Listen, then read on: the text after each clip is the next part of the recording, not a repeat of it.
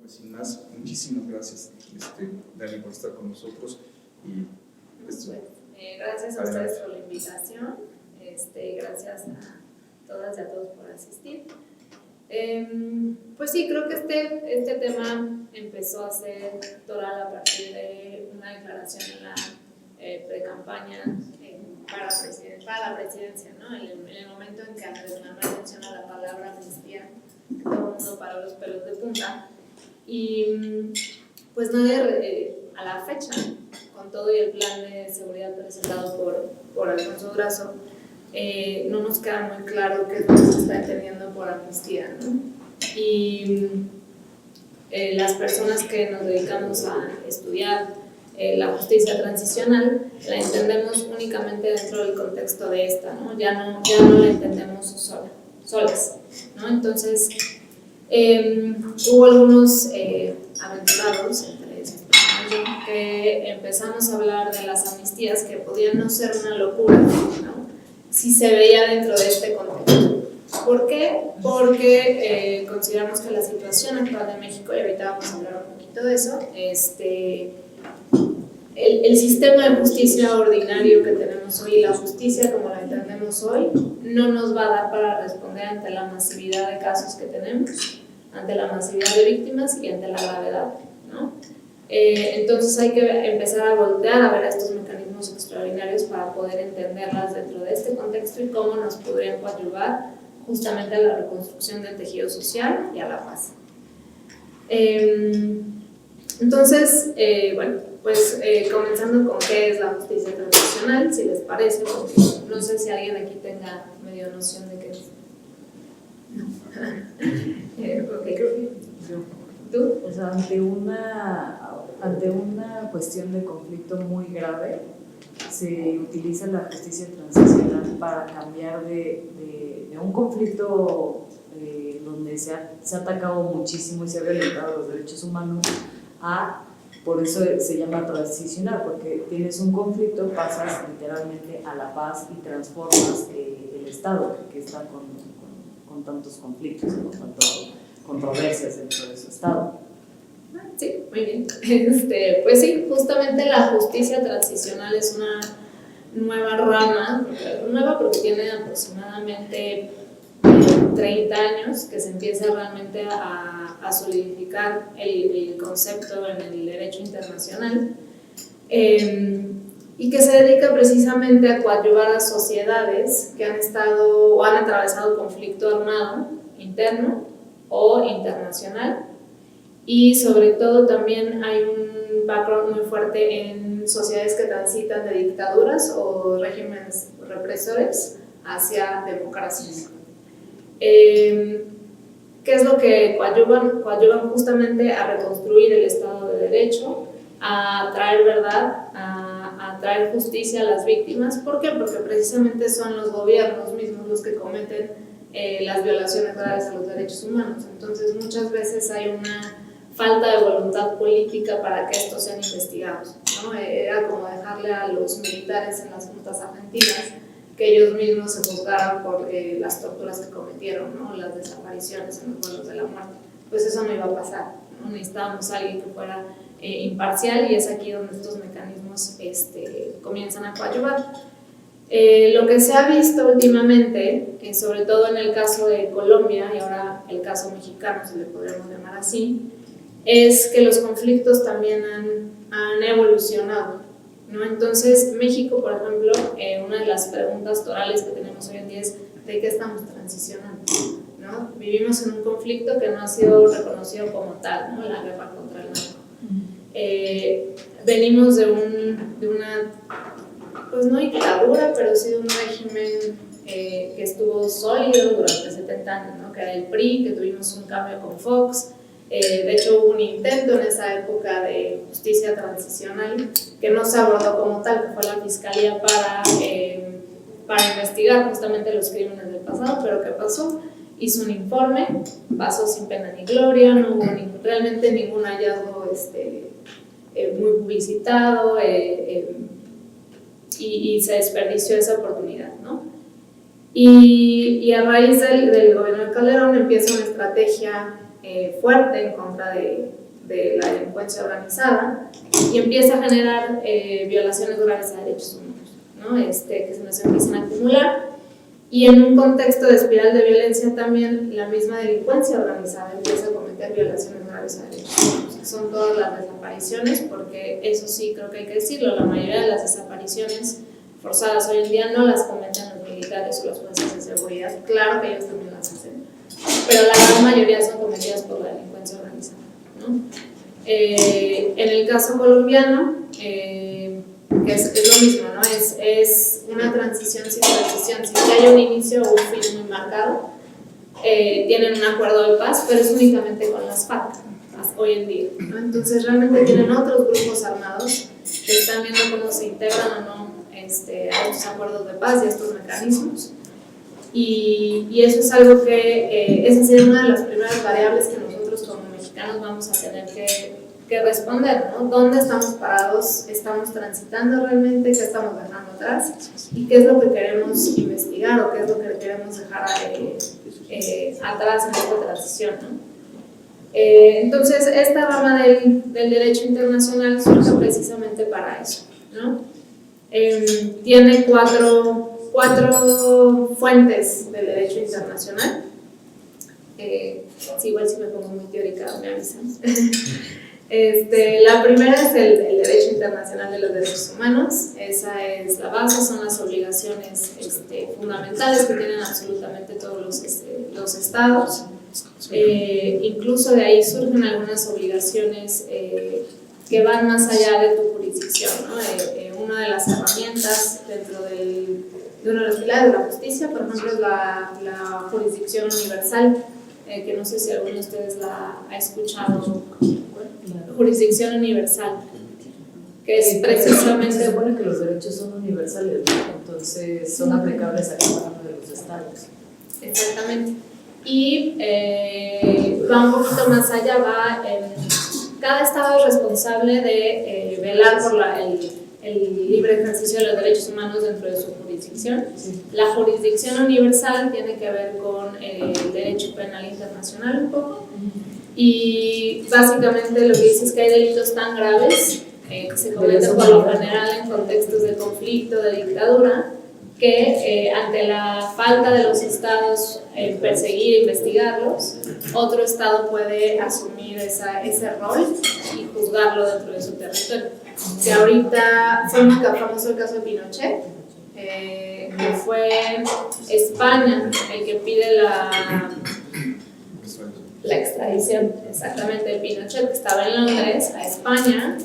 Se arma ahí un lío jurídico por presiones políticas, lo acaban regresando a Chile, pero está. Y ahorita acaba de haber otro caso muy reciente de Siria. En Alemania solicitaron la extradición de varios generales por violaciones graves a derechos humanos.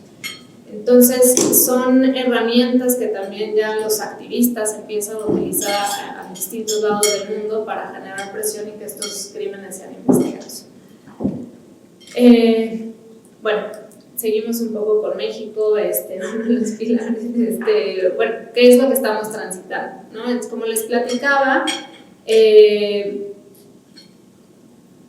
no muchas veces queda clara cuál es la transición. Y ese es uno de los temas que vamos a tener que decidir en sociedad. Algo bien importante de todos estos procesos es que tiene que ser una demanda social. Tampoco puede ser algo que nos imponga el Estado, ¿no? ¿Por qué? Porque no solo lo importante es recrear el Estado de Derecho, reconstruir el Estado de Derecho, sino también reconstruir el pacto social que tenemos, ¿no? Que ahorita está... México es muy complejo, ¿no? Lo tenemos roto por desde fifistas, bachairos, la guerra contra el narcotráfico. Sí ha habido una división entre delincuencia organizada y meterlos a todos en un mismo cajón contra los buenos ciudadanos que trabajamos honestamente, ¿no?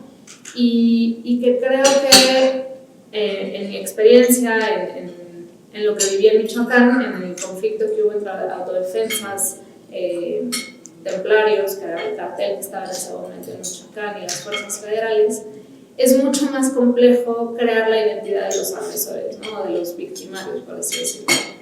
Y vamos a tener muchos supuestos en los que sí hay un diagnóstico acertado aquí por esta administración entrante, sí vivimos en una situación de bala o plata, ¿no? Y ante una necesidad extrema, entender que pues, sí a veces era la única opción de vida que tenían estas personas, ¿no? Sin referirnos a delitos graves, obviamente. Entonces, esta es como la primera variable, ¿no? De qué vamos a transitar, cómo vamos a generar estas identidades, incluso dentro de esta política de seguridad, es justamente identificar quiénes van a ser nuestros interlocutores, ¿no? Con quién vamos a construir esta paz, ¿no? Que sigue sin quedar precisamente claro cuál, ¿no? Y francamente se contradice un poco la creación de la Guardia Nacional con esta teoría de construcción de paz, porque lo que se está viendo es que no va a haber un diálogo, va a haber otra estrategia de seguridad fuerte, ¿no? Y otra vez está la ausencia de reconocer realmente si se está en un conflicto o no en ciertos estados mínimos, ¿no? Para mí sí estamos en conflicto, sobre todo en ciertas áreas, ¿no? Lo que pasó en Michoacán, para mí sin duda alguna fue un conflicto armado en determinado momento, ¿no? Aún así lo sigues viendo pasar, ¿no? Sigues viendo camiones bloqueando entradas, sigues viendo balaceras, muchas veces ya ni siquiera salen en medios, ¿no? Son tantos que ya la prensa no alcanza a cubrir todos estos eventos. Entonces, bueno, la justicia transicional es justamente el área que nos ayuda a reconstruir el Estado de Derecho y nos ayuda a transitar a la paz y a reconstruir la sociedad. ¿Cómo es que hace esto? ¿No? Que creo que esta es otra pregunta relevante. Pues trata de seguir 4 pilares fundamentales, que es la verdad, la justicia, la reparación y las garantías de no repetición. Y ahorita, conforme vayamos hablando de estos pilares, hay que ir haciendo diferencias importantes con un sistema de justicia ordinario, ¿no? El primer pilar es la verdad, ¿no? El derecho no solo de las víctimas de saber en el caso concreto de los hechos que hayan pasado a ellos, qué fue lo que sucedió, sino en un contexto masivo en el que tenemos hoy en día como México, es necesario que toda la sociedad conozca cómo se fueron desarrollando las cosas. Este derecho también es distinto a la verdad jurídica que los abogados estamos muy acostumbrados a buscar, ¿no? En juicios se trata de buscar una sola verdad jurídica que te dé la razón o no. En un conflicto la realidad es que es bien difícil reconstruir y llegar a una verdad histórica, ¿no? Veamos el caso de Ayotzinapa, por ejemplo. La verdad es que va a ser muy difícil reconstruir qué fue exactamente lo que pasó, ¿no? El llegar a esta verdad histórica va a ser complejo, ¿no? Y sin dar la razón a las personas que estuvieron en la Procuraduría, suponiendo que esa sí haya sido la verdad, están tan desgastadas las instituciones, tienen tal falta de credibilidad que aunque estén diciendo la verdad, la gente ya no lo cree, ¿no? Creemos que nos están dando un chivo expiatorio por lo general, ¿no? Entonces, aquí es donde por lo general han entrado comisiones extraordinarias, ¿no? Mecanismos extraordinarios para tratar de buscar verdad. Y lo que tradicionalmente se ha implementado son comisiones, literal, son comisiones de verdad. Hay lugares donde ha habido fiscalías especiales, pero la fiscalía tiene este doble sentido, ¿no? Que no es solo buscar la verdad, sino también buscar cómo poder perseguir. Entonces cambia un poco el sentido o la libertad que tienes, cómo diriges la investigación. Es mucho más estricta, mientras que en una comisión de la verdad tienes la oportunidad para las víctimas, uno, de poder alzar la voz, de poder acercarse, de poder contar su historia.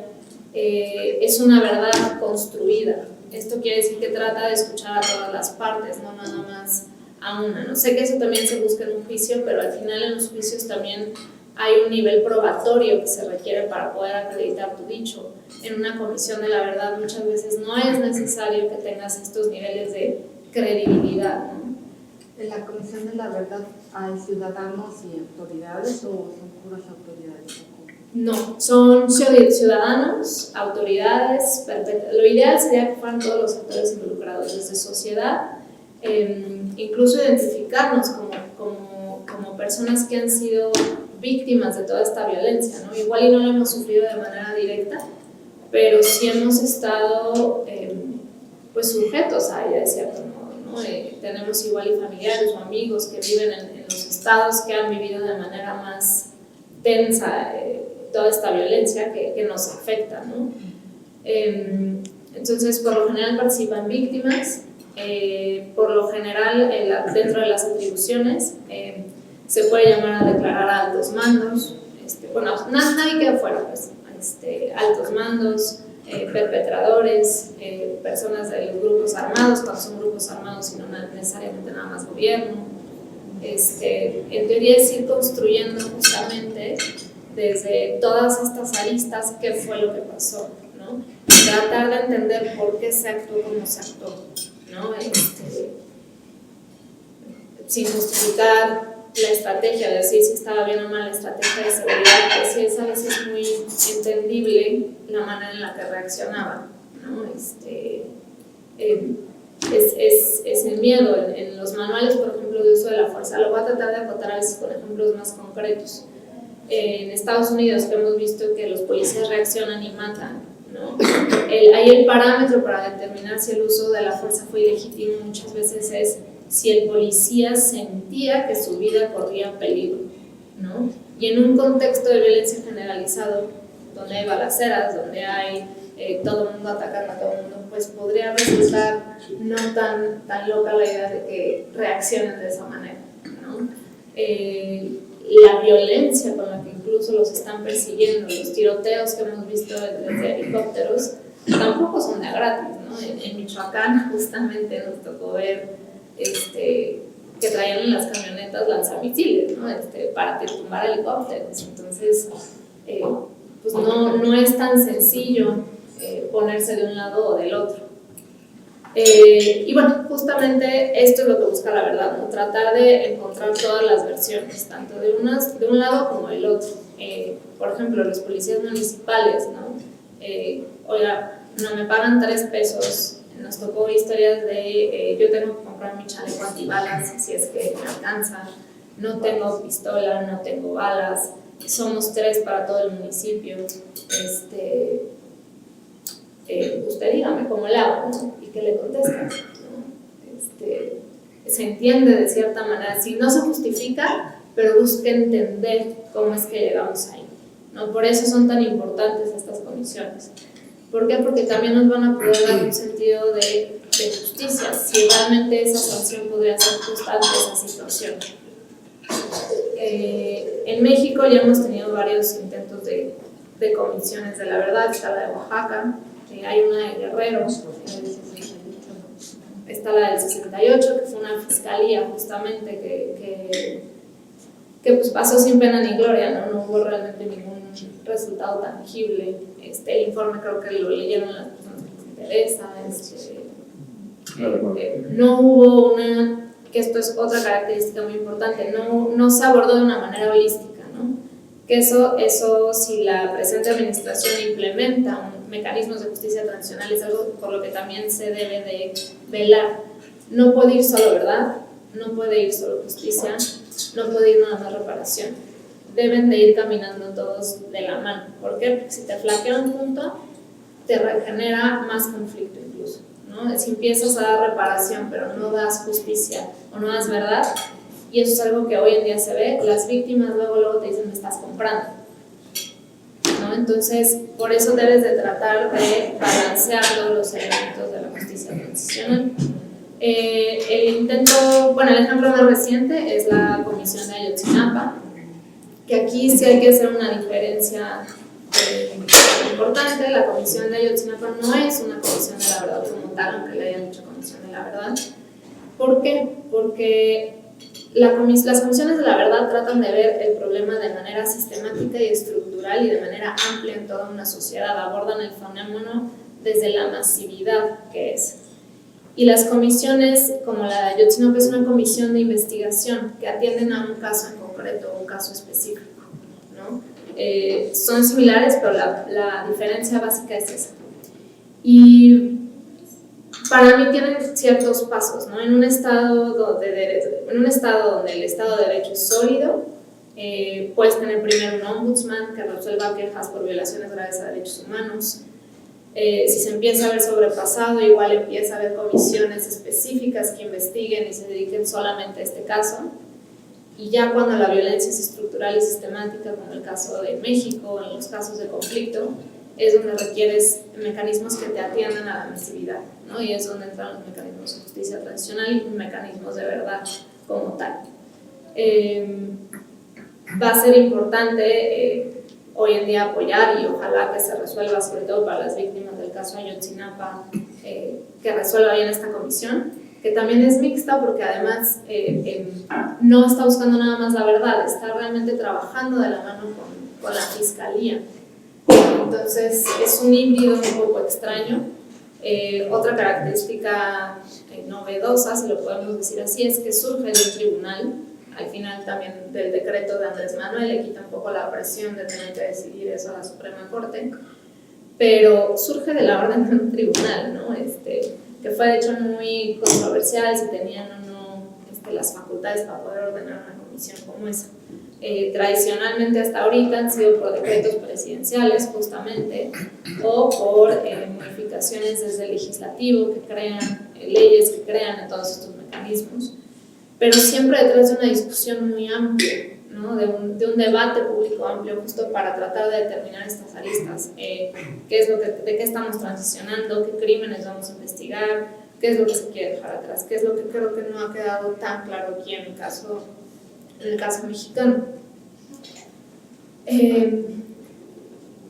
Continuamos entonces con el segundo pilar, que es la justicia, ¿no? Aquí la fuente es precisamente el derecho penal internacional.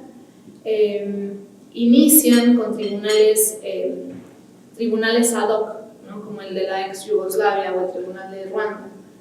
Estos se establecían por lo general en el lugar de origen, tenían una temporalidad específica en la que supuestamente iban a lograr procesar todos estos crímenes, lo cual ya vimos que no es tan sencillo y no es tan fácil. Trasladar jueces con el alto costo que implica trasladarlos y mantenerlos viviendo en esos lugares, empezó a resultar inviable, ¿no? De ahí, de estos tribunales especiales con jueces internacionales que buscaban dar justicia por crímenes, sobre todo crímenes de lesa humanidad y violaciones graves a derechos humanos. La siguiente fase de evolución del pilar de la justicia fue: mejor creemos una institución fija que no nos cueste tanto como tener por todo el mundo varios tribunales y los juzgamos ahí, ¿no? Y es así como nace la Corte Penal Internacional con el Estatuto de Roma. Pero aquí también empieza a haber otro problema, y es el tema de la interculturalidad, ¿no? Que aquí empezamos a ver justamente cómo todos los derechos humanos están interconectados, ¿no? El tema de la interculturalidad, los jueces en La Haya muchas veces no tienen el sentido de lo que está pasando en las sociedades de los casos que están juzgando, ¿no? O incluso si traían a un general de Sierra Leona, muchas veces no tenían este sentido de los usos y costumbres, porque actuaban de cierta manera que a nosotros nos podría parecer loquísima, porque estamos más cerca a la forma de derecho de allá. Y al final acaba siendo también una sentencia injusta, ¿no?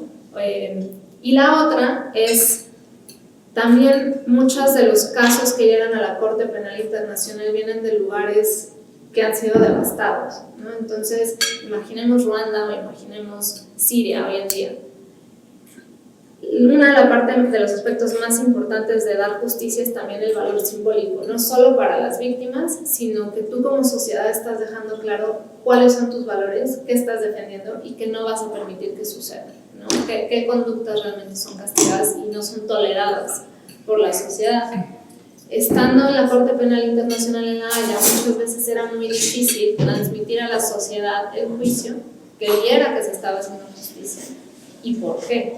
Entonces había una desconexión muy grande entre las sociedades y la Corte Penal Internacional, ¿no? Y es por ello que, sin restarle importancia, y creo que hay casos que siguen siendo importantes, que se juzgan en La Haya, empieza a ver lo que se llama como tribunales mixtos, en donde hay jueces locales que te ayudan a entender el contexto local, hablan los idiomas, junto con jueces internacionales, precisamente que los doten de independencia y de conocimientos técnicos, muchas veces que no se tienen a nivel local, para poder procesar violaciones graves de derechos humanos. El último caso que se tiene es la Jurisdicción Especial para la Paz, que es de Colombia. Otro principio aquí importante recordar es la Corte Penal Internacional entra cuando hay falta de voluntad o falta de capacidad para poder investigar todas estas violaciones de derechos humanos. Colombia lo que hace es decir, yo sí tengo voluntad, sí tengo capacidad, tengo un sistema que no está completamente destruido, hagamos un plan mixto sin que ustedes sean los jueces en específico, ¿no? Entonces, lo que ellos hicieron fue la selección de los jueces, ¿no? Asegurarse que hubiera independencia, asegurarse que hubiera imparcialidad, asegurarse que hubiera conocimientos técnicos, pero sin necesariamente intervenir, ¿no?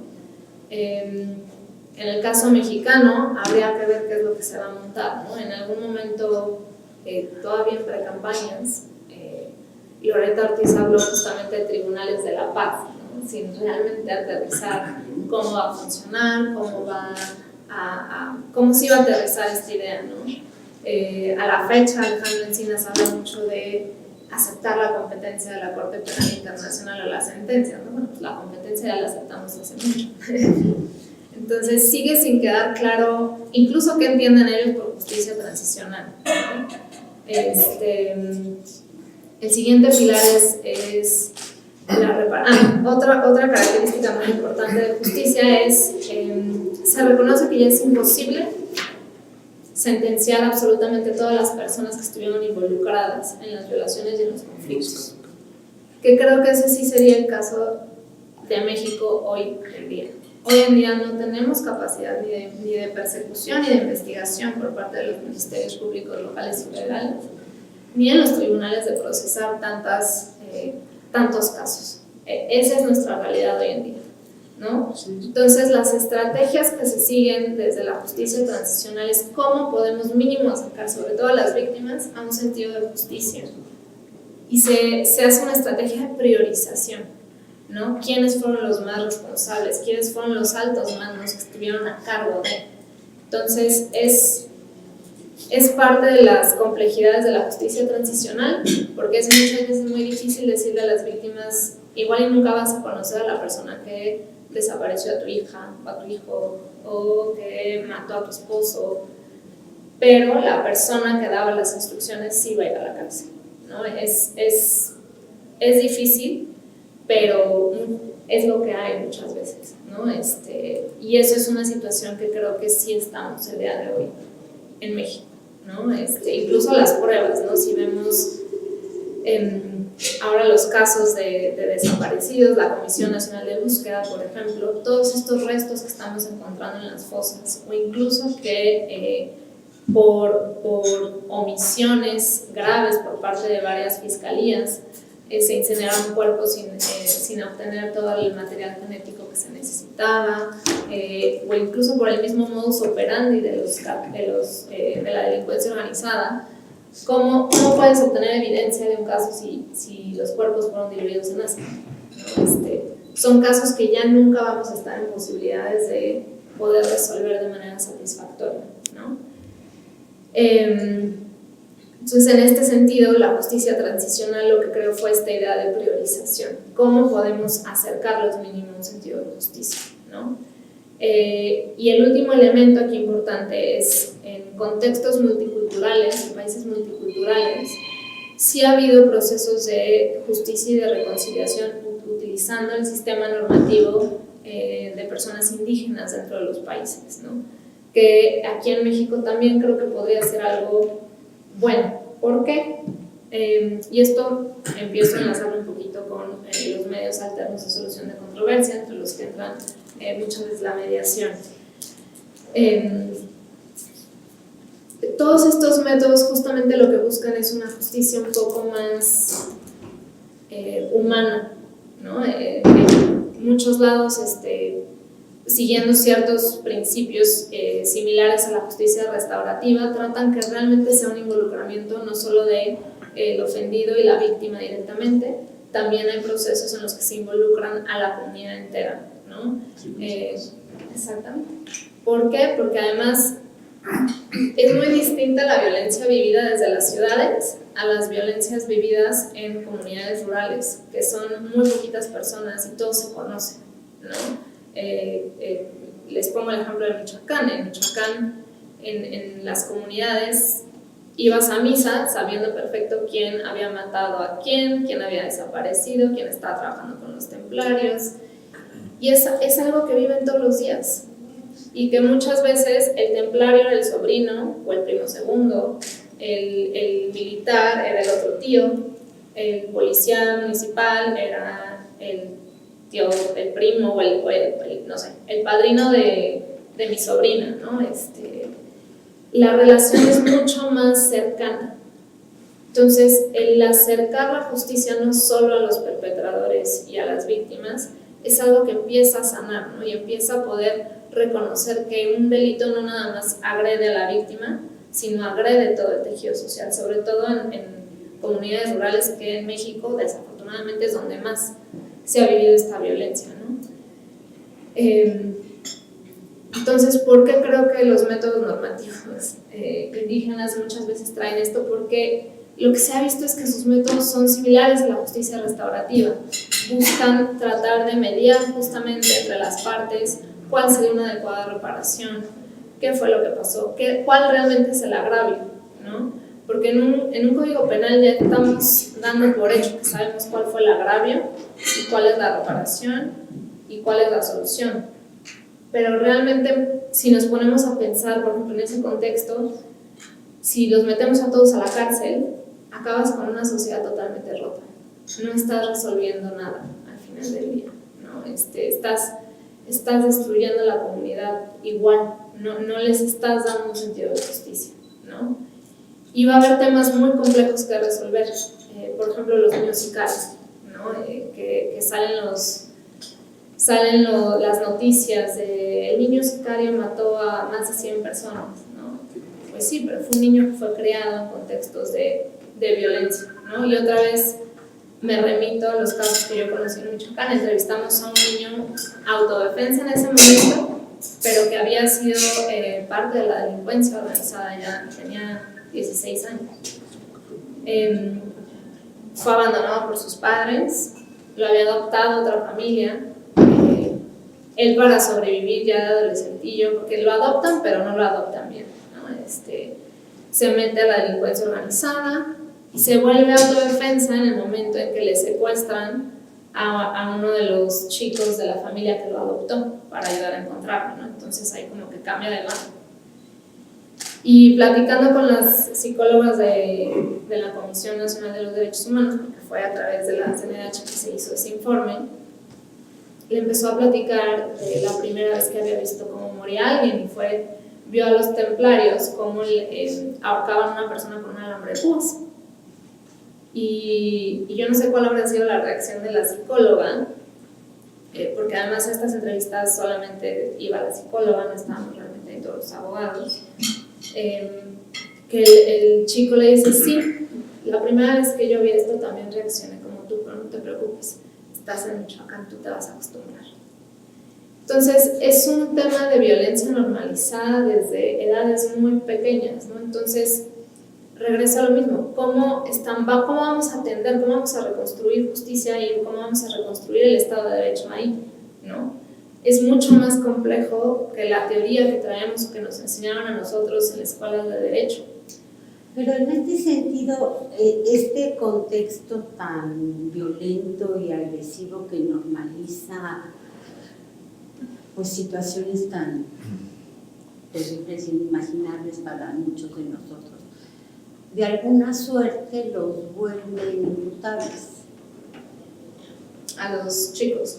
Sí, Es donde o entran a las... los victimarios de cualquier tipo de naturaleza, no necesariamente chicos. No sé, por ejemplo, en el caso de un menor, pues es evidente que incluso sus fronteras conscientes del bien y del mal deben de estar totalmente desdibujadas. Posiblemente en adultos mayores no sea tanto, pero esa normalización, esa pues prácticamente sobrevivencia, pues sí te coloca en un estado de excepción absoluta. Claro, y tienes toda la razón, ¿no? Y justamente por eso Ana hablaba mucho, o Olga más bien hablaba mucho de amnistías para menores, ¿no? Que también ya tenemos un sistema dentro de la justicia para menores infractores, ¿no? Que no está mal y que es la única rama, creo que para delitos, ya no hay graves, pero delitos graves, acepta los métodos alternos de solución de controversias, ¿no? La justicia restaurativa. Pero esa es la finalidad de lo que es la justicia restaurativa. Bueno, para que ellos entren en conciencia de que está bien y que está mal, para poderlos insertar otra vez en la sociedad. Es parte de eso, ¿no? Exactamente. ¿Cuál es la traba que yo veo aquí? Que nada más está para los que son adolescentes hoy, pero llevamos en este conflicto mínimo 12 años. Entonces tienes jóvenes que ahorita, que igual vivieron esa violencia hace 10 años y ahorita ya tienen 29. Entonces, ¿cómo los vamos a juzgar? Porque el Estado estuvo ausente cuando ellos fueron niños, ¿no? El tema de los niños, de los campesinos pobres, de las mujeres o de las comunidades indígenas que se vieron contadas, para mí es la obviedad.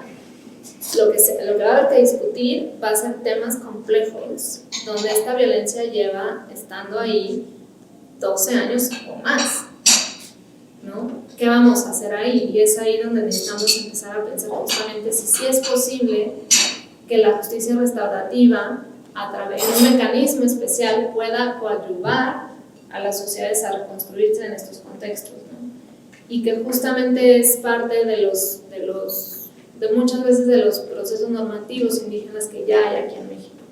No estoy diciendo que tengan que ser eso nada más, estoy diciendo que podemos aprender muchas cosas de ahí, no solo de la justicia restaurativa, y que ha habido muchos procesos en los que sí han sido parte esencial, ¿no? En Ruanda, por ejemplo, hubo algo que se llamaron las Gakaka Courts, que fueron justamente rituales en comunidades indígenas donde se sufrió violencia, la manera de reinsertar a las personas a la sociedad, ¿no? Y era un proceso de perdón literal, pero era parte de sus usos y costumbres, ¿no? Igual si ahorita aquí en la ciudad nos vienen a decir, oye, un ritual de perdón, igual ya a nosotros no nos sirve, pero igual en una comunidad en Michoacán podría servir.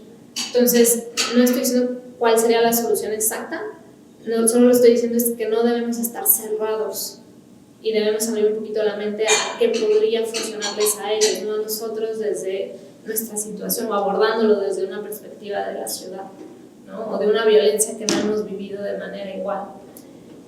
Y bueno, el pilar de la reparación sigue los mismos principios, ¿no? De una reparación integral. ¿Cuál es la diferencia? Fundamental es, ante la masividad de víctimas, otra vez, es muy difícil poder dar una reparación en los mismos términos, ¿no? Y hay un ejemplo que daba el ex relator de justicia transicional, Pablo de Grey, que a mí me gusta mucho, y es el caso de Perú. Y él puso como ejemplo a la hora de crear un mecanismo de reparación masivo, si nosotros damos ahorita la reparación como en los estándares de la Corte Interamericana, que la Corte Interamericana además no da reparaciones económicas muy altas tampoco, o sea, me parece que son justas, pero no son exorbitantes, como lo conocemos a veces en los casos de Estados Unidos, ¿no? De millones y millones de pesos. Los casos que habían llegado de Perú por desaparición forzada eran alrededor de entre 100 y $200,000 por familia. Entonces dijo, si sacamos el promedio, son 150,000. La Comisión de la Verdad encontró 69,000 víctimas de desaparición, ¿no? Si les damos a cada familia $150,000, es más del PIB que produce Perú. Entonces, Aquí lo que entra en juego es precisamente tratar de mediar una reparación integral con las posibilidades del Estado, ¿no? En México pasó algo muy curioso también.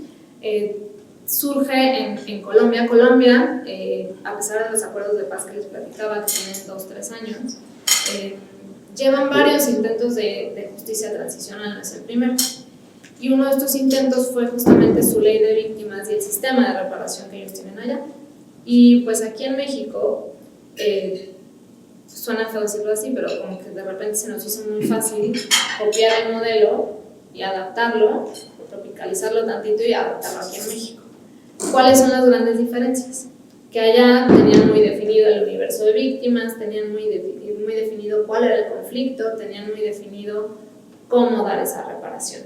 Aquí en México aplicamos los mismos beneficios sin realmente tener definido quiénes eran las víctimas, cómo se iba a dar esa reparación y bajo qué estándares, ¿no? Entonces tenemos un sistema nacional de atención a víctimas colapsado, ¿no? Desde la SEAP federal, que ha sido un completo desastre, hasta las comisiones locales, que creo que faltan 12 siquiera de tener comisión, ¿no? No tienen fondos, y uno pensaría, bueno, no tienen fondos, entra en sustitución a la federal. Pues no, porque se están peleando por el dinero, ¿no? Entonces al final estás viendo un pleito entre instituciones locales y la federal por dinero, y las víctimas en un limbo en medio, ¿no? Que los casos realmente en los que se empieza a acceder es a través de amparos, y los amparos vienen además a través de las organizaciones que las acompañan. Y desgraciadamente el grueso de las víctimas en México no tienen ni media organización que las acompañe, ¿no? Entonces es un tema muy, muy delicado también, ¿no? Y que se tiene que abordar desde una perspectiva transicional ante, en el caso mexicano, que son miles de víctimas, muchas de las cuales ni siquiera hemos escuchado, ¿no? En México las únicas víctimas realmente organizadas son los familiares de las personas desaparecidas. No hay colectivos realmente de personas que hayan sufrido tortura, no hay colectivos de personas que hayan sido ejecutadas en esta guerra contra el narcotráfico, no hay ningún otro tipo de colectivo de víctimas. Pero si las sales a buscar, las encuentras, ¿no? Incluso veíamos, por ejemplo, en México el contexto de violencia o de extorsión que acababa en ejecuciones, en desapariciones, iniciaba por una extorsión en toda la cadena de producción, ¿no? Desde el piscador de aguacate o de limones en el campo, hasta el que le llevaba las cajitas para que ahí metieran la fruta, hasta el que tenía las camionetas que se le rentaba la granja, hasta el dueño del terreno, ¿no? Y todo tenía un nivel de extorsión, a todos les cobraban piso. Y si no pagabas, es entonces cuando la amenaza venía en desapariciones, aquí la perspectiva de género es importante, si tenían hijas, muchas veces la amenaza ya no era una ejecución o una desaparición, era la violación de la hija o la violación de la esposa, ¿no? Y entonces hay que empezar a conectar estos hilos, ¿no? Y por ejemplo hay todas estas empresas, todas estas personas que igual y no lo están viendo en este contexto, no se asumen como víctimas de esta guerra y de este conflicto, ¿no? Pero sí lo son. Entonces, ¿cómo vamos a empezar a atender este tipo de esta masividad y cómo vamos a organizar un programa de reparaciones administrativo? Que esta es la otra diferencia. El estándar también tiene que ser más bajo, ¿no? Muchas veces para las reparaciones les pedían: acredítame que te robaron tu tele, o acredítame que te rompieron esto, o enfermedades vinculadas con el hecho victimizante, ¿no? Llevo con ansiedad 10 años después de que me pasó el hecho, y te decían: acredítame que está relacionado con el hecho de hace 10 años, ¿no? Ser un gasto desproporcional para las víctimas. Cuando dices que el agravio no necesariamente es el mismo al que el Código Penal pudiera determinar, y al mismo tiempo comentas que el estándar de si se sienten o no se sienten víctimas, no hay ahí como una contradicción, porque a lo mejor pues no se sienten agraviadas porque está totalmente normalizado, ¿no? Creo que a lo que me refería no es que no se sientan agraviadas. O sea, ninguna persona que nosotros entrevistamos que había sido extorsionado no dejaba de sentirse agraviado. Nada más no se asumía de la misma manera como víctima que una persona que igual sufrió la desaparición de un familiar. No sé si me explico. Como o sea, si hay un grado de agravio, sí, victimización. sí. Okay. Y también en gran parte viene también del contexto social, ¿no? ¿Por qué? Porque nos acostumbramos a ver, sobre todo en los delitos graves, que si desaparecían a alguien o mataban a alguien es porque en algo estaba. Entonces, yo no quiero que vengan a decir que igual y ya a mí me extorsionaron, porque no vayan a pensar que yo estoy inmiscuida, ¿no? Entonces hay como esta falta de conexión. No es que no se sientan agraviados por haber sido extorsionados, pero no se asumen con el mismo agravio que las víctimas de otros delitos. Bueno, y entonces se idean planes de reparación masiva, que les decía, tienen estándares mucho más laxos en el nivel probatorio, por así decirlo. Otro ejemplo, por ejemplo, la ley hoy les exige a las víctimas, para poderles dar la calidad de víctima, que tengan una declaratoria por el MP de que ya no van a poder investigar, o una sentencia, o una recomendación por parte de una de las comisiones de derechos humanos, ya sea local o nacional.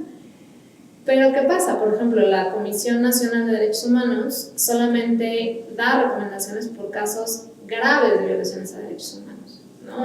Que básicamente es tortura, es desaparición, es violencia sexual, y que además son procesos que pueden tardar muchos años, ¿no? Lo que esto hace es darles un reconocimiento sin necesidad igual de tener que pasar por todo este proceso probatorio, que además es revictimizante, ¿no?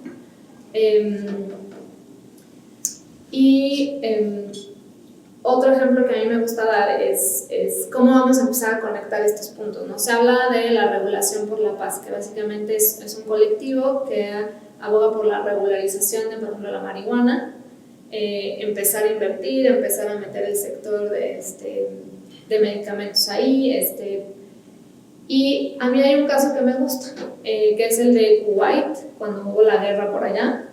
Cuando termina, lo que hace la ONU estableció ahí su programa de reparación y le puso un impuesto al petróleo, porque al final fue una guerra por petróleo, ¿no? Entre Estados Unidos y Irak, exacto.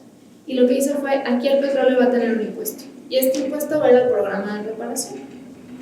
Entonces, si lo que estamos enfrentando es la guerra contra las drogas y se va a abrir el mercado, parte de ese impuesto tendría que irse a la reparación de las personas que sufrieron esa guerra, ¿no?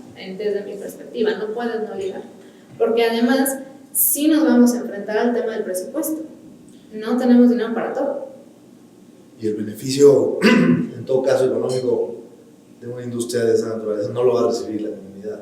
Se lo van a quedar los inversionistas, ¿no? Que también ahí tenemos que ser muy inteligentes. ¿Cómo vamos a permitir la inversión aquí sin que esto vuelva a generar las condiciones de pobreza y de desigualdad que generaron, en primer lugar, que estas personas se vieran excluidas, ¿no? Entonces eso es algo que también vamos a tener que estar muy atentos ahora que ya empieza a caminar otra vez la propuesta de legalización que metió la ministra cuando todavía era senador. Y la otra diferencia es, no hay el de caso por caso, hay desaparición, te toca tanto dinero o tal pensión y se acabó. O sea, no hay estas pensiones vitalicias, no hay esto de, bueno, a este caso le voy a dar 10 millones y a este otro le voy a dar 40 millones, ¿no? Es un estándar, ¿no? En Kuwait, eso es lo que me gusta, tenían violaciones A, si había muerto, grupo B, si había sido mutilado en la guerra, ¿no? Grupo C, si había sido, y así se fueron, ¿no? Y aquí la participación de las víctimas también es importante. En Ruanda, justamente, también tenían una escasez de recursos, y allá, por ejemplo, la reparación fue muy pequeña, fue de entre 4 y 6 mil dólares por víctima. Y si lo vemos por una violación, por un muerto, no es nada, pero pues no había para más dinero. Y había el tema de cómo se les va entregando, ¿no? Porque tampoco puedes entregarles a todos al mismo tiempo. Y allá ellos mismos decidieron, primero los niños, después las mujeres, y después los demás, ¿no? Entonces es un trabajo que se tiene que ir construyendo, son procesos complejos, ¿no? Que esa es otra característica de todo el proceso transicional, es no olvidar nunca que son procesos transeccionales, son procesos que duran décadas, ¿no? La realidad es que si llega un presidente y dice yo en 6 años voy a pacificar México, nos está mintiendo por mucho, ¿no? Esto va para largo. Y el último pilar es el pilar de las garantías de no repetición, que es justamente aquí donde viene el fortalecimiento de las instituciones, ¿no?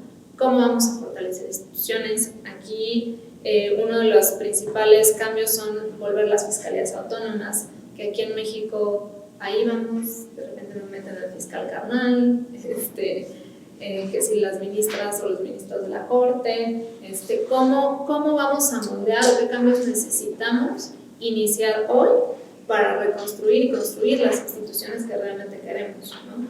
Tomando en cuenta que esto va a tomar años, ¿no?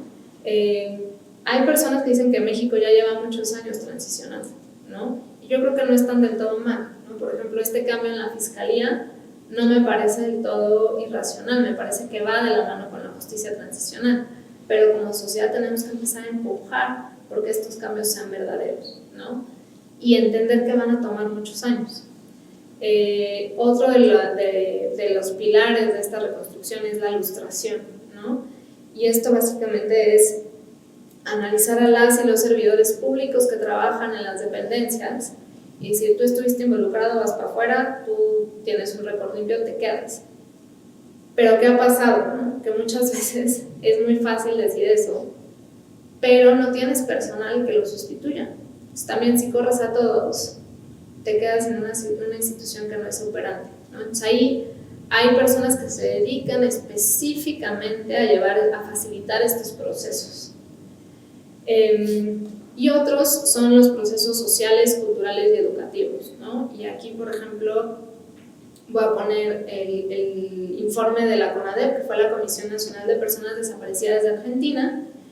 Ellos encuentran 9.000 personas desaparecidas oficialmente, que eso sí se contrasta con los 40.000 que tenemos oficiales en México, es para darnos como una idea de la masividad de víctimas que hay acá, ¿no? Cuando emite su informe, había entre las comisionadas una mujer que era periodista. Los comisionados no eran expertos en derecho, que eso es algo importante mencionar. Muchas veces no son expertos, son personas que tienen calidad moral y son reconocidas por la sociedad para poder liderar, y abajo venían los expertos. Una de las comisionadas era periodista y ella entendió que el informe había un alto porcentaje de la población analfabeta todavía ya, y que el lenguaje muchas veces de los informes es muy jurídico, entonces no era accesible para el resto de la población. Entonces fue muy inteligente, hicieron un documental que se transmitió varias veces por televisión nacional y se estuvo transmitiendo, la gente lo vio, iban las víctimas, estaban los testimonios, estaba el testimonio de Ernesto Sábato, que era el presidente de la comisión, y fue algo que se quedó muy plasmado en la población. Y no solo eso, lo vuelven, está el libro, que eso, y el libro y el informe de la comisión igual lo leemos aquellos que amamos este tema, y lo vuelven una matrícula en secundaria. Entonces todos los niños que igual van creciendo con el informe y recordando qué fue lo que pasó, ¿no? Entonces van generando memoria hacia atrás, ¿no? Y la diferencia está ahí, ¿no? Hace 2 años justo desaparecieron a un chico, bueno, había en una manifestación por los derechos de los indígenas mapuche, allá desapareció un chico dentro de la manifestación que estaba en conflicto con el gobierno. Toda Argentina se paralizó una semana, desde Buenos Aires hasta el pueblo donde desapareció, y todos decían, es que aquí nunca más. Y ahí está la gran diferencia, ¿no? Aquí en México movilizaciones, pues sí, salen a marchar, pero los padres de las personas desaparecidas, ¿no? Lo más grande fue el movimiento por los 43. Fuera de eso, muchas veces vemos una desconexión de toda la sociedad, ¿no? Puede ser justamente por esta polarización, ¿no? Esto de ellos delincuentes, nosotros los buenos. No sabemos, pero es empezar a ir generando esta empatía y esta reconciliación social para que de verdad eso no vuelva a suceder en el futuro. ¿Qué estamos haciendo para educar a las nuevas generaciones, ¿no? E incluso para analizar cómo esto está impactando a los niños. Hay trabajos muy interesantes ya hoy en día de personas con niños que les piden que dibujen la violencia y lo que estás viendo es tremendo, ¿no? Te pintan balaceras, vamos, la Cruz Roja Internacional tiene un programa específico hoy en día en México, en escuelas, en estados y en municipios que han estado bajo conflicto, justamente para crear capacidades de resiliencia para los niños, que vean que eso no es un estilo de vida, ¿no? ¿Y por qué creo que es importante? No solo por el chavito que les mencioné, que estaba cooptado completamente en la violencia, sino en Michoacán, justo los templarios les cobraban piso a los niños para poder entrar a la escuela diaria, 5 pesos. Que 5 pesos para alguien que vive al día es mucho dinero. Y la otra que nos dimos cuenta es que en la escuela jugaban al secuestrador, al templario, al policía federal y secuestraban a un compañerito en el recreo y jugaban, ¿no? Entonces, ¿cómo vamos a revertir eso? ¿No? Por eso y creo que eso es lo importante que hagamos hoy, porque creo que la justicia transicional es necesaria hoy en día en México, porque es mucho más complejo de solo dar verdad, es mucho más complejo de solo detener homicidios en el plan de seguridad, es mucho más complejo de iniciar a recrear instituciones, se tiene que abordar de una manera holística o vamos a regresar otra vez a lo mismo, ¿no? A mí me preocupa un poco que se esté abordando de manera aislada, ¿no? Justo esto de las amnistías no entendemos dónde va a quedar. Está además en el sector de seguridad, que cómo se van a autoinvestigar las fuerzas federales que estuvieron inmiscuidas, ¿no? En muchos casos. Crean una Guardia Nacional que es como una nueva Policía Federal, pero Michoacán es el caso más tangente que tienes de cómo este tipo de intervenciones sin construir desde lo local no ha funcionado del todo, ¿no? Tienen la intervención, ahí inicia Calderón con la intervención militar, después se pasa a la Policía Federal porque no estaba funcionando, después surge el conflicto con las autodefensas y lo vuelves a tener militarizado. Y la violencia no ha bajado, al revés, ha permanecido. Entonces, es aprender de nuestras propias experiencias, ¿no? ¿Qué es lo que realmente necesitamos, ¿no? Y pues bueno, ¿qué garantías o qué tipo de educación vamos a dar, ¿no? Hay amparos muy interesantes. Hoy en día hay un colectivo en Michoacán que metió un amparo contra la SEP, precisamente para que se empiece a estudiar la guerra sucia, por ejemplo, y el movimiento del 68 dentro de los libros de texto escolares, que no estaba, ¿no? ¿Cuál fue la participación del Estado, cuál no?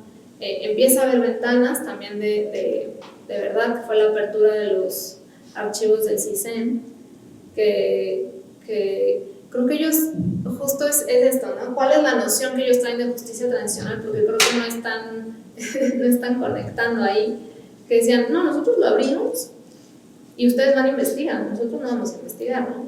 Ustedes vayan a ver qué encuentran ahí, cuando realmente se tendría que hacer un ejercicio desde el gobierno de, bueno, ya los abrimos, pero ¿qué encontramos aquí? Si hubo violaciones o abusos, ¿cómo los vamos a investigar, a perseguir y a sancionar, ¿no? Entonces, creo que México empieza a tener ciertos mecanismos transicionales, ciertas aristas de transición, pero no de una manera holística y no de una manera congruente. Y es ahí donde tenemos que empujar por aprender más, aprender de experiencias internacionales, sin que copiemos y apliquemos el mecanismo tal cual, ¿no? Eso lo vimos justo con lo de la ley de víctimas, ¿no? ¿Qué necesitamos? Y de ahí qué herramientas de la justicia transicional nos pueden ayudar para transformarnos. Y la mediación aquí, pues me parece importante justo por eso, ¿no?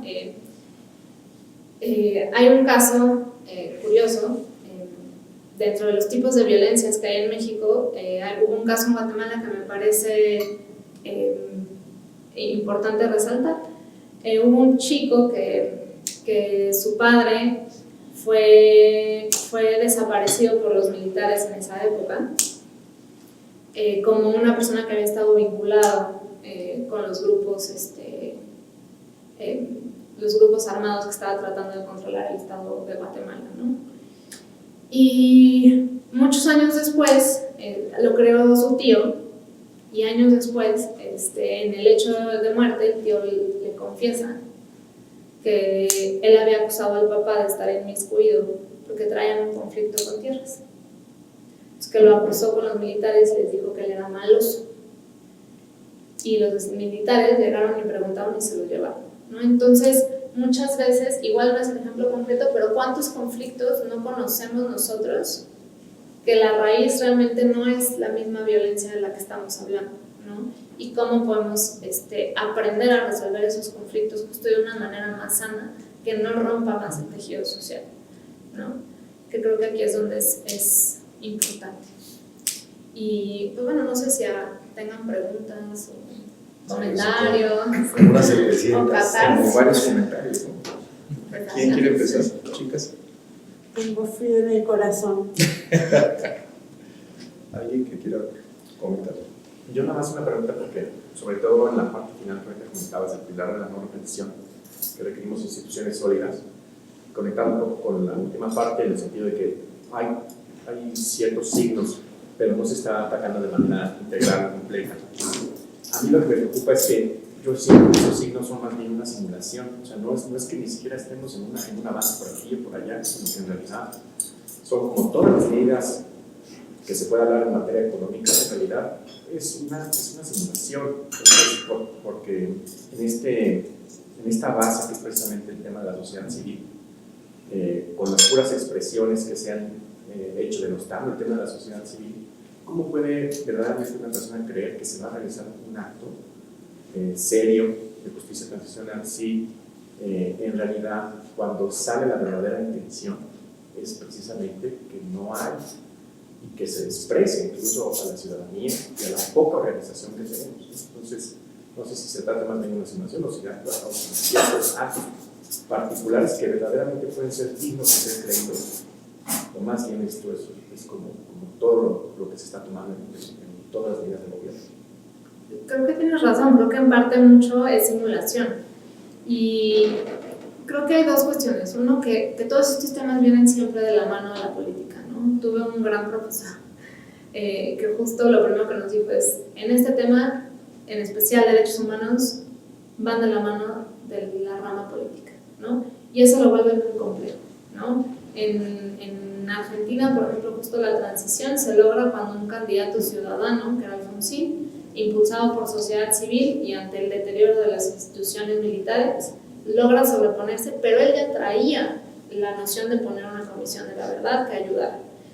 Esa comisión y ese informe empieza a servir para los tribunales a las juntas militares, justamente.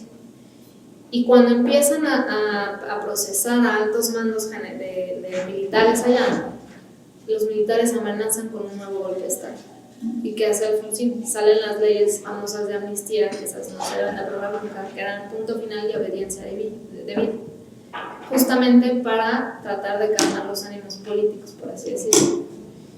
¿Y qué pasa? Que viene un proceso de lucha por parte de colectivos para tumbar esas leyes, se declaran inconstitucionales en 2005, creo. La Corte Interamericana también empieza a determinar que ese tipo de leyes no pueden subsistir. Y hoy en día los tribunales están juzgando gracias a los expedientes que dejó la CONADEP. Entonces, los procesos transicionales vienen ligados de la política, ¿no? Y en México, como dices, siento que hay pasos, pero nadie se ha atrevido a decir el grado de descomposición real en el que estamos, ¿no? Sí dicen, sí, por ejemplo, ya se acabó la guerra contra las drogas, ¿no? La realidad es que no se ha acabado, ¿no? Y la Guardia Nacional te lo dice bien claro, no se ha terminado, ¿no? Le está poniendo énfasis a otro lado. Y aquí creo que, por ejemplo, viene su intento de reconstrucción de Estado de Derecho, que es el huachicoleo, que al final también hemos visto estas redes de macrocriminalidad, ¿no? Si creen que la delincuencia organizada nada más hace drogas, están muy equivocados, están metidos en el huachicoleo, en la extorsión, en la trata de blancas, en las drogas, está todo conectado, ¿no?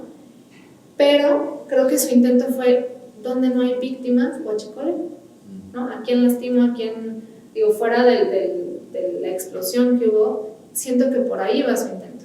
No obstante, ¿qué está pasando en mi Guanajuato? Que ahorita sus números de violencia subieron. Justamente es la guerra contra el huachicoleo, ¿no? Y la otra es que o sea, sí ha habido un discurso, uno, para desarticular la sociedad civil, que creo que sí es preocupante, y creo que no ha acabado ahí. Yo nada más veo que en algún punto temo porque diga ya no va a haber donatarias autorizadas y digo ya quito apoyos, que a ver cómo se logran organizar, porque las organizaciones grandes de aquí del Distrito Federal pues viven mucho de fondos de organismos internacionales, ¿no? Pero muchas de las organizaciones a nivel local que son bien importantes, que es lo que les decía, construir desde lo local, sí vivían de los fondos que tenía el gobierno para ellas, ¿no? Y la otra es, tienen justo estas simulaciones, ¿no? Van a echar el Mecanismo Nacional de Búsqueda de Personas Desaparecidas, por ejemplo, que obviamente nos interesa mucho que funcione, pero vuelvo a lo mismo, le están dando algo para que construya de cero hoy. Tienen 43 personas, Carla Quintana, hoy que ni siquiera ha podido contratar a todas para poder encontrar 40,000 desaparecidos. Eso está destinado a fracasar con un presupuesto chiquitito y que además lo que quieren es que cada estado tenga su propia Comisión Nacional de Búsqueda. Que hemos visto, las comisiones de derechos humanos locales, federales, ha sido un desastre. La comisión de reparación a víctimas locales, federal, ha sido un desastre. No hay realmente una coordinación, ¿no? Entonces, ¿qué va a pasar? Incluso, deseándole todo el éxito, que empiecen a encontrar personas o personas desaparecidas o la identificación de cuerpos, los familiares de personas desaparecidas tienen un objetivo que es la búsqueda ahorita, ¿no? Encontrar a su familiar. Si tuviesen éxito, una vez que las encuentren, su objetivo va a ser verdad y justicia. Y es lo que les digo de atender lo holístico. ¿Qué van a encontrar? Que no hay ni verdad ni justicia. Y entonces va a cambiar. O sea, todos estos procesos vienen desde la demanda social y el movimiento político, ¿no? Entonces ahorita el colectivo que está imperando es el de desaparecidos y el objetivo es la búsqueda. Ahí está la Comisión Nacional de Búsqueda. En 2 años que si no logra dar buenos resultados o que empiece a dar resultados y no tenga los otros pilares, te puede cambiar, ¿no? Entonces, por eso digo que son largos y son maleables, por así decirlo, a la voluntad política. El proceso colombiano hoy en día está en jaque porque entró un nuevo presidente que no creía en la Jurisdicción Especial para la Paz. Entonces, todo el mundo está ahorita también ya habíamos empezado a construir y ahora ya vamos a irnos para atrás, ¿no? En cuanto a las demás instituciones, sí, siempre ha sido una simulación, ¿no? Yo nunca he escuchado reconocer, o casi ninguna institución, reconocer que no hay personal suficiente para tener el número de quejas o de denuncias o dar la atención necesaria, ¿no? Platicando con alguien de la Fiscalía de Subprocuraduría de Derechos Humanos, nos platicaban que de acuerdo a estándares internacionales cada abogado, Ministerio Público debía tener máximo 10 o 11 expedientes, cada uno lleva 40 y eso es solo de las desapariciones a nivel federal porque la mayoría se manejan en contextos locales, ¿no? En la Comisión Nacional de Derechos Humanos igual, teníamos 40 abogados y llegaban cerca de 2,000 quejas al mes de todo tipo de situaciones, ¿no? Unos eran tortura y te podía llegar la queja de fíjense que en la SEP tiraron un mueble que estaba catalogado como, y pues también tienes que investigar, ¿no? Entonces, la tortura, por ejemplo, ¿no? Los peritos de la comisión teníamos 4 equipos porque se tienen que, para hacer el protocolo de Estambul, tienen que ir un médico y un psicólogo. Por lo general van a las cárceles porque ya están en prisión. Para ir a la cárcel tienes que planear todo el viaje de comisión y es toda la semana, ¿no? Y ante la masividad de casos tenemos 4 equipos para todo el territorio nacional. Y además las comisiones locales no tenían peritos, nos pedían a nosotros hacer los protocolos a ellos. Entonces no había abasto, ¿no? Y la realidad es que ni siquiera hay ese reconocimiento de dónde estamos ahora, ¿no? Parte de la simulación es esa, ponemos parche, pero realmente si no empezamos a reconocer el daño estructural que hay, pues va a ser muy difícil lograr salir de la simulación. Creo que en algún punto va a explotar y va a reventar, sí, pero justo es eso, ojalá pudiéramos prevenir que llegue al punto de quiebra.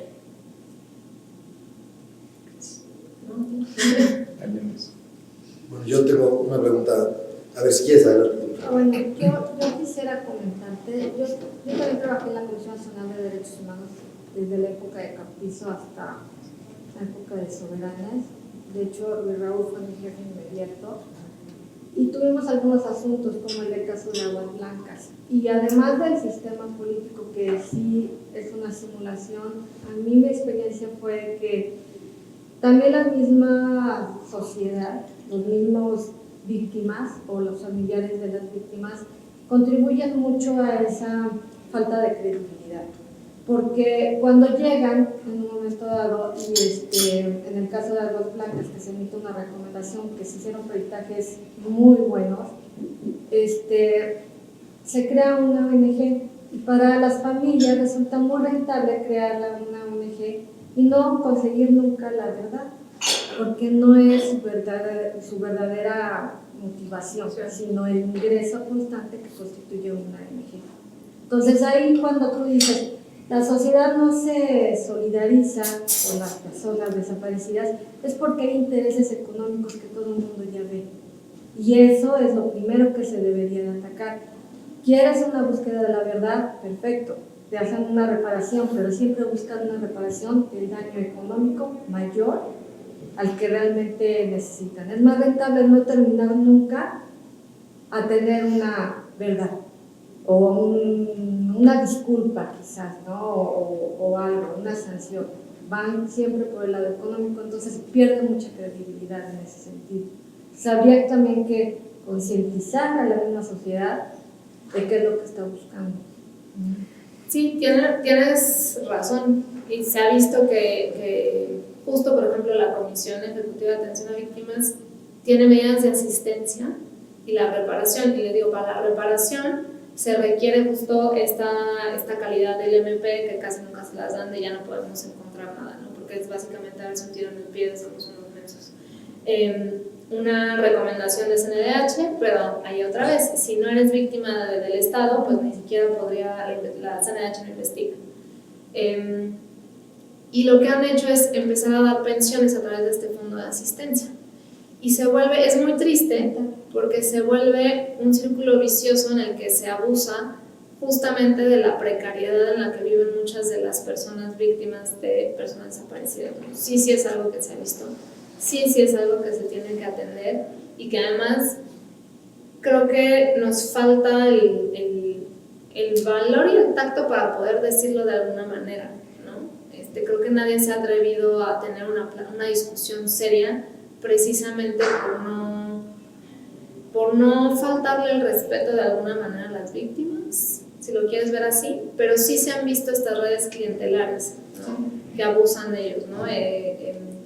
Tengo conocimiento de algunas personas justo que, no sé, va a la comisión o va a personas de la Procuraduría y dice, yo lo gestioné, y vas con la Procuraduría y dices, claro que no, yo estoy aquí porque es mi chamba, ¿no? Pero así se lo venden a las demás víctimas, ¿no? Y incluso hemos tenido casos que les cobran si no van a las manifestaciones, o les cobran si no van a... ¿Por qué? Porque al final lo que tú dices sí es un problema, pero que creo que, por ejemplo, un sistema administrativo de reparación que justo te diga, por desaparición te vamos a dar tanto y tan, podría ayudar a eliminar este tipo de redes clientelares, ¿no? Sin dejar a un lado que, y aquí viene la parte holística de todo esto, ¿no? De hecho hay toda una vertiente hoy en día que relaciona justicia transicional con las causas estructurales, y muchas veces las causas estructurales es la falta de oportunidades, ¿no? Entonces tampoco se puede tirar un poco qué oportunidades se van a crear para estas personas, ¿no? Y entendiendo también a la reparación como la reparación debe ser transformativa. Esto quiere decir que debe ayudar a las víctimas a salir de su situación de víctima. que esto muchas veces es complejo.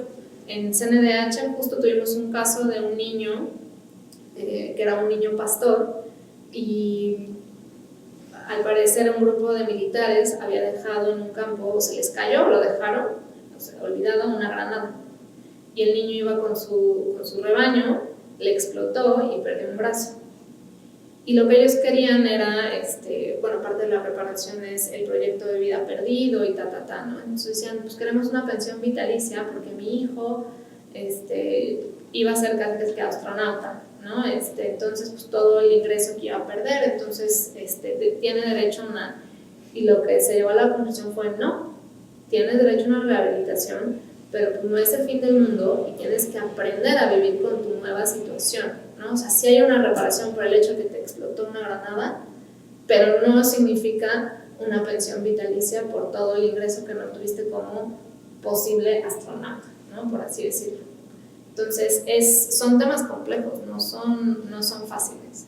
Sí, es una constante revictimización, entonces eso habría que frenarlo para poder tener una verdadera justicia transicional, ¿no? Sí, sí, totalmente. Bueno, gracias Daniel, ha sido la verdad que fascinante y se me aprietan las ideas en la cabeza.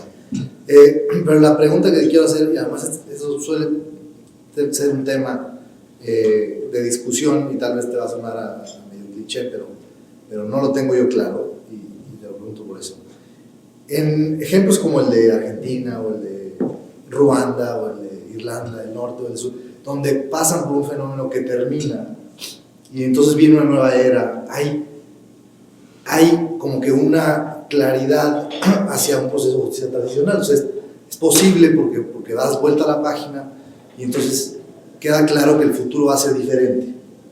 Distinto de un fenómeno en donde los estímulos que generan la violencia y los problemas en Michoacán, en Tamaulipas, en Guerrero, en todo el país, son mucho más de carácter cotidiano, generados por la actividad económica, no, al final, la falta de oportunidades, todo esto que platicaste ahorita, ¿no? Entonces, ¿cómo visualizas un resultado en un contexto como este, habiendo un proceso de justicia transicional exitoso? Es decir, ¿cuál sería? ¿Y cómo garantizas la no repetición en cuates que están dedicándose a esto por modus vivendi? Porque hay todo un mercado que responde al huachicol, todo esto. Ay. Pues mira, creo que sería muy complejo contestar eso, ¿no? Porque creo que no hay respuesta exacta, ¿no? ¿Cómo visualizo yo un proceso de justicia transicional? Creo que lo primero es que lograríamos uno reconocer los ciclos de violencia y la espiral de la violencia en la que hemos estado viviendo, ¿no? Lograríamos acercarnos a la verdad de la justicia y a una pronta reparación para las víctimas, que creo que es más adecuada a la que se ha estado implementando hoy en día. Hay un debate muy grande, que es lo que ya te decía, dentro del área de justicia transicional, y de acuerdo, va de la mano justo con esto, ¿no? Que los conflictos han evolucionado, ¿no? Al final la ONU sale después de la Segunda Guerra Mundial justamente para prevenir más guerras, ¿no? Después de que empiezan a ver que no solamente hay guerras entre países, hay guerras en un mismo estado, ¿no? Los conflictos armados no internacionales, entonces se incluyen en las convenios de Ginebra, ¿no? Y hoy en día es mucho más difícil por la presión internacional que exista un conflicto, ¿no? Sobre todo si eres un país no de los 5 favoritos, ¿no? Porque si eres Estados Unidos básicamente puedes declararle la guerra a quien tú quieras y nadie te va a decir nada. Pero, y es también más difícil que exista hoy en día una dictadura, ¿no? Al final la tendencia de los países ha sido entrar a un estado democrático, ¿no? Eso es parte de la ONU. Para ser parte de la ONU tenías que adoptar todos estos principios y garantizar todo este marco, todo este esquema, ¿no? Entonces es algo que apenas se está empezando a ver, ¿no? Cómo estos conflictos, que no solo en México, en Colombia, dependen de la actividad económica, y cómo se tienen que ligar con los objetivos de desarrollo sostenible y la generación de actividades económicas, habrá que ver, ¿no? Yo no tengo ahí sí la respuesta. Bueno, creo que una cosa que dijiste y que la verdad que no lo había puesto a pensar así tan directo y es que legalizando al menos la marihuana, pues tienes ahí una cantidad de fondos accesibles bastante, ¿no?, importantes que puedes destinar a eso. Ese es uno. Porque de ahí en fuera, es decir, claro que hay muchos elementos en los que se pueden trabajar. Por ejemplo, la construcción de una narrativa común, creo que eso es bien importante en donde hay este tipo de fenómenos, o sea, que la gente se vea como que comparten un futuro. Eso sí se puede lograr, pero no creo que se pueda quitar bueno, tú lo has dicho tú misma, ¿no? Es tan complejo que la oportunidad de encontrar caminos distintos de vida, en donde lo único que han visto toda su vida es sembrar opio o cualquier otra cosa, es difícil. Pero sí, pues a lo mejor hay elementos como ese. Entonces yo creo que pues, tendríamos que empezar por muestras en alguna parte del país, tal vez de lo micro a lo macro. Es que creo que es muy complejo, justo por eso, ¿no? Yo tampoco, creo que sí es un paso a la pacificación, la regulación, no solo de la marihuana, tendríamos ya que también está hablando de la amapola, ¿no? Y creo que la marihuana va a ser el primer paso porque ya está muy socializado el tema, ¿no? Y ya todo Estados Unidos está legalizando la marihuana recreativa, y Canadá, y Uruguay. O sea, es algo que empieza a ser socialmente más aceptable después de todo un movimiento desde las Naciones Unidas para combatir las drogas, ¿no? Que además justo ahorita hay un encuentro de Naciones Unidas en específico de drogas en el que acaban de declarar que la estrategia de combate y ataque frontal a las drogas es erróneo, ¿no? Y el costo lo hemos pagado los países productores, ¿no? Nunca lo han pagado los países, muchas veces consumidores. Entonces creo que es un paso, sí, pero ¿cómo van a entrar a invertir estas empresas? Que es lo que discutíamos hace ratito. Y también me parece que es una discusión muy perversa hasta cierto punto, porque para que esta industria de la marihuana y de la amapola sea muy exitosa, pues también tienes que hablar de consumidores, ¿no? No solamente de medicamentos. Entonces, ahí es donde entra el debate, ¿vas a promover el consumo recreativo o responsable o ¿no? Y conforme más se vaya abriendo el mercado en otros países, también vamos a seguir siendo competitivos aquí en México. Entonces, creo que es una parte para la paz, sí, la solución sola, no. Creo que como sociedad, por ejemplo, las empresas juegan un papel muy importante, ¿no?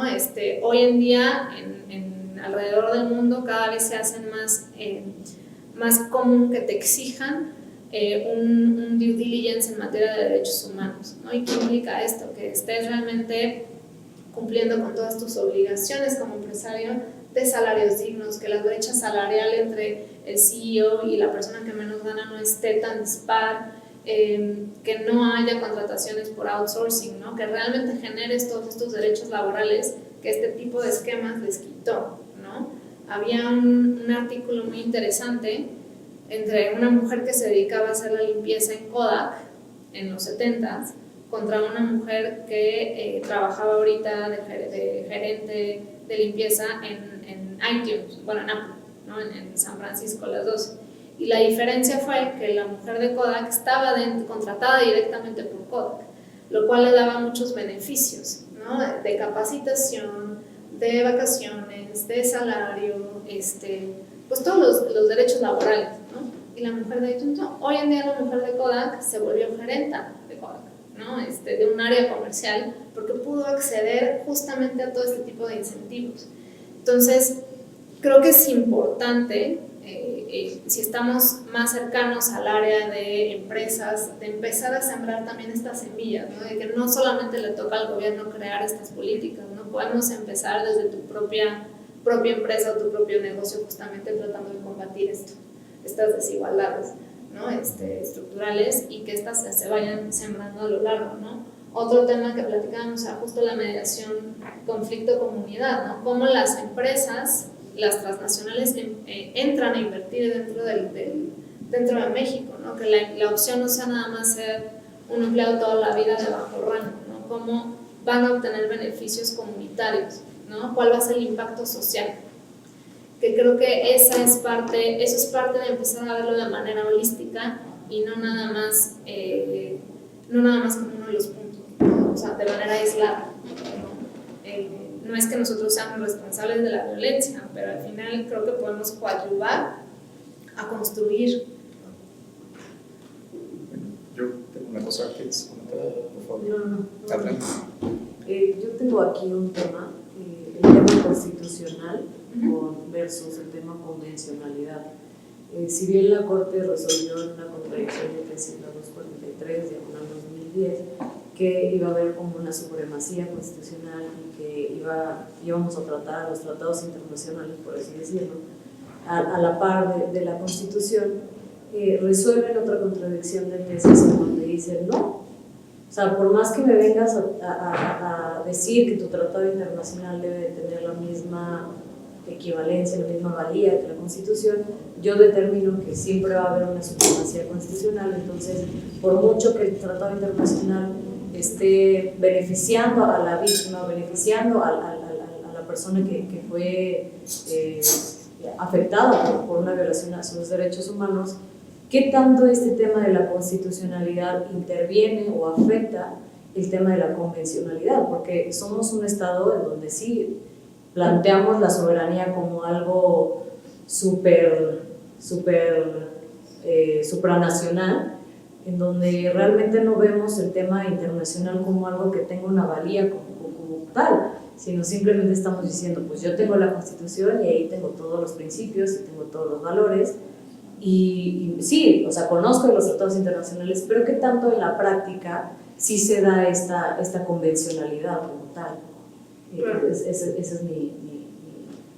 Sí, que regreso a lo que muchas veces va de la mano de la política, ¿no? O sea, yo no me imagino qué pasó por la cabeza de las y los ministros en el momento en que deciden una cosa en un momento y después van y deciden completamente lo contrario, ¿no? Y creo que ahí el aspecto político es algo que no debemos olvidar, ¿no?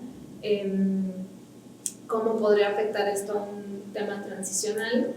Toda esta soberanía de la que hablas es un tema que ha sido una gran resistencia por parte de autoridades mexicanas, ¿no? ¿Por qué? Porque no tengo idea, no sabemos realmente qué están entendiendo por justicia transicional, pero me parece que están entendiendo que es tirar la toalla y crear un mecanismo que te venga a resolver el meollo, y no es nada más eso, ¿no? No es nada más crear un mecanismo que te ayude a atender la emergencia, ¿no? Es además el pilar de garantías de no repetición, que se trata de la reconstrucción del Estado, que no lo están viendo de manera holística, ¿no?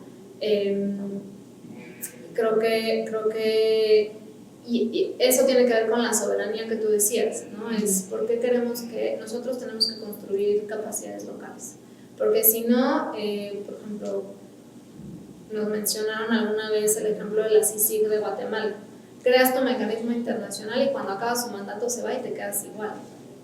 Y la realidad es que no sé qué idea tenga de la CICIG, pero la CICIG trabaja de la mano con la Fiscalía de Guatemala, ¿no? Fue un esfuerzo muy grande por fortalecerla. La comisión investiga y funciona de cierta manera como el investigador primario, pero quien realmente metió a la cárcel y persiguió a los subsecretarios, de las personas de alto rango que han sido metidas a la cárcel en Guatemala, fue la fiscal, no fue la CICIG nada más, ¿no? Entonces ahí tienes una creación de institución, ¿no? Y que además se han acompañado, porque ha habido varios intentos del presidente actual de sacar a la CICIG de Guatemala, en el que la Fiscalía ha salido a defenderla, y la Corte Constitucional también. Entonces, creo que este tema de soberanía que mencionas es importante, porque es algo que vamos a tener que pelear mucho con los gobiernos, ¿no? Al final ven la intervención extranjera y la intervención de los tratados como un ataque, ¿no? Y pues, tampoco tiene nada de malo reconocer que ahorita pues sí estamos sobrepasados, ¿no? Y no nos quita los mexicanos. Sí. Yo creo que aquí en todos estos temas ha habido, pues antes que nada, una ausencia de Estado que ha permitido por generaciones, porque el problema de Guerrero tiene fácilmente 65 o 70 años, que el Estado decidió no meterse. O meterse en la mano. o meterse la mano a la cabeza y permitir realmente, prácticamente, condiciones de esclavitud, porque todas esas personas han trabajado para el narco durante 1000 años y no han tenido ningún beneficio, como pudiera ser que sí tuvieron gentes de Sinaloa, que el narco las protegió, les hizo escuelas, en fin. En Guerrero ha sido un caso completamente distinto, ¿no? Pero yo me pregunto si con toda esa complejidad, y bueno, no me imagino a un Estado ni a este nuevo, o sea, es muy bueno para aventar culpas, pero no tiene el arresto para decir si nos hemos equivocado, porque la misma red que se necesita para sacar la droga de Guerrero es la que se necesitaría para sacar jitomates o aguacates o qué sé yo, limones, cualquier cultivo razonable, ¿no? O permitido. Sí.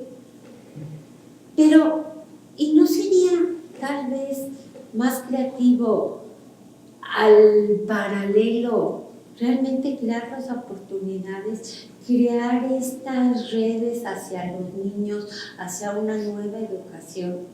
Porque, vaya, yo no me imagino que vaya a haber un reconocimiento, mea culpa.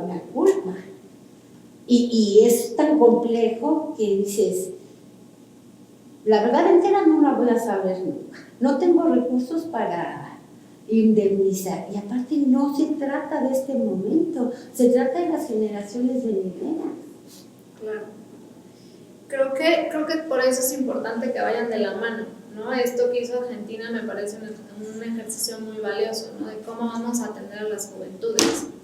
No obstante, eso no te solucionaría el problema de qué hago con todas las víctimas ahorita, ¿no? Porque además tienes víctimas, que eso entra también dentro de qué vamos a investigar, ¿no? Hay un pleito, por ejemplo, ahorita hay una propuesta de Comisión de la Verdad y hay un pleito enorme entre si investigamos desde la Guerra Sucia hasta el 2018, ¿no? Y lo dividimos en dos periodos, Guerra Sucia hasta el 2006 y del 2006 para acá, que es la guerra contra el narco.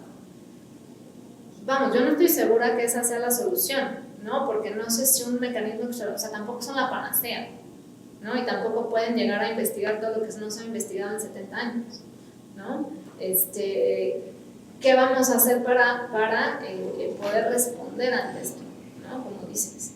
Y la educación creo que es uno de los pilares que entra dentro de garantías de no repetición, pero no nos va a satisfacer esta necesidad, ¿no? O tienes casos como en el de España ahorita, que los nietos o los hijos de personas que fueron desaparecidas en la época de Franco acaban de iniciar un proceso transicional. O sea, al final el pasado no hay un olvidar. El pasado viene y te persigue, ¿no? Y Franco está a punto de ser sacado de su mausoleo en las próximas semanas por todo un movimiento que está abogando por una comisión de la verdad y una comisión de justicia. Y al mismo tiempo tienes un resurgimiento fascista en España que dices, no es posible, ya se les olvidó todo lo que vivieron. Y ahí está la importancia de crear memoria. Claro. Esa es la importancia de la creación de memoria, ¿no? Bueno, también todo esto se pone ahora en debate, ¿no? Porque hay todo un movimiento de los que creen que se inventó el holocausto, ¿no? Bueno. Y ahí los exacto, los que creen que la Tierra es plana, ¿no? Vamos, al final, creo que sí, el tema de la educación es una lista que no se puede dejar, que se tiene que crear memoria, que se tiene que educar desde chicos, que justicia transicional sería algo que se tendría que estar abordando ya en escuelas de derecho, en las universidades, como una materia mínimo conmutativa. ¿Por qué? Porque si sí se inician estos procesos, vamos a necesitar que toda la sociedad esté capacitada o que entienda qué es, ¿no? Y además es algo que es una rama que es multidisciplinaria e interdisciplinaria, ¿no? Podrás tener al experto en penal, pero vas a necesitar al experto en familiar, pero vas a tener que tener el experto en constitucional, o sea, vas a tener que tener a gente de varias disciplinas trabajando en un mismo sentido justamente para construir el futuro, ¿no? Entonces, pues sí, o sea, es fundamental esto que dices de atacar esta violencia desde la educación, pero suficiente como eduquemos a la nueva generación y ya, No, porque te va a venir, te digo, igual los educas, pero al final te van a venir a pedir lo mismo, ¿no? O como los nietos que están encontrando las abuelas de la Plaza de Mayo, ¿no? Ya no es solo el movimiento de las abuelas, sino también muchas veces de los nietos, que ahora abogan por justicia justo por qué les pasó a mis papás. Hay una, ahora que decían de estos temas de educación y demás, platicaba en una reunión reciente en Perú había una persona de Singapur y una persona de Ruanda, y estábamos platicando de cómo atacar o cómo enfrentar la división desde el punto de vista, vamos a decir, social, que pasa en el campo como pasa en las ciudades, como pasa en todos lados. Y decía el de Singapur y la Lola de Ruanda, tuvo un comentario similar, que ellos tienen un fenómeno en Singapur, por ejemplo, que es el servicio comunitario obligatorio en algún momento de la vida, que hace que compartas tareas con una persona que de otra forma no hubieras visto tú. O sea, pensando en la división, en la gentrificación que hay en las ciudades en México. Pues si tú vives en una privada y vas a una escuela particular, y a una universidad privada, y a una empresa, trabajas, pues nunca viste más que tu circulito. Entonces, en este contexto, en estas son oportunidades de que la gente se vea como que comparten la realidad y por lo tanto trabajas juntos. O sea, en algún momento estuviste junto con el otro, de codo a codo, trabajando en algo. Lo mismo esta chava de Ruanda decía de un servicio comunitario en algún momento. O sea, creo que periódico, obligatorio. Claro. Justo discutía este tema con un amigo abogado que decíamos que todas las licenciaturas deberían tener algo similar a los médicos, que los médicos se van mínimo 6 meses o un año a comunidades rurales. Sí, pero al final, por ejemplo, yo mi servicio social lo hice aquí en la Ciudad de México, en CNDH. O sea, muy cómodamente, o sea, realmente no hubo ningún acercamiento ni ninguna falta, que al final sí le ayudaba a los investigadores con las investigaciones, pero pues, o sea, no, o sea, sí estuvo padre, pero realmente social que tú digas, el beneficio fue social, pues no sé, ¿no? Pues, sí me queda la duda hoy después de tantos años, ¿no? Entonces, si todas estas carreras deberíamos tener justamente este tipo de, y no solo el servicio social, sino te manda una comunidad que te saque de tu contexto, ¿no? Que te ayude a ver la realidad que se está viviendo en otro estado, en otro municipio, que te ayude a entender la realidad de tu país, ¿no? Justo, ¿no? De sacarte de la burbuja y qué es lo que se necesita para construir para adelante. Bueno, yo nada más quisiera, ya para terminar, ya estamos por concluirlo. Hay una frase que seguramente conoces de Diego García Sayón en un asunto que se llamó Masacre del Mozote contra El Salvador, en el que él decía que los intereses de la paz son distintos a los intereses de la justicia. A mí me parece que en la parte en la que tenemos nosotros que reconstruirnos es precisamente en distinguir en la parte de la justicia transicional qué es paz, qué es justicia, y empezar desde ahí. Yo por eso quiero invitarte públicamente a que te interese la barra. Muchos de nosotros, por supuesto, que estaríamos en la posibilidad de firmarte la carta y comprometerte a que empecemos a trabajar sobre estos temas, porque en realidad, como podemos ver, son verdaderamente complejos y además son multidisciplinarios.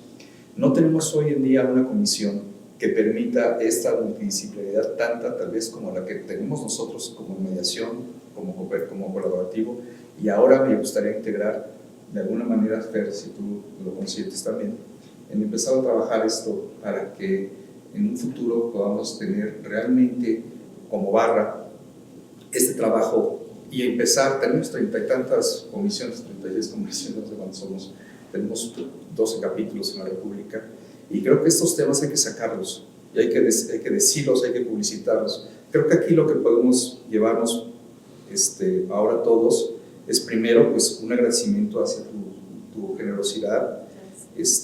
Me encanta además que seas una chica de tan corta edad, que seas mujer además, y que vengas con el ánimo de que todos te escuchemos, y somos pues, ya viejitos muchos de nosotros, ¿no? Entonces me encanta esto, y yo quisiera eso, cerrar tal vez, Fer, si lo permites, la sesión con esta idea, ¿no? De que hay mucho trabajo por delante, que tenemos que trabajar así más cercanamente con las comisiones, y que este pudiera ser el principio de algo en la construcción de esta paz que realmente necesitamos, ¿no? Si nos permiten, nada, vamos a dar un aplauso y Fer, si quieres dar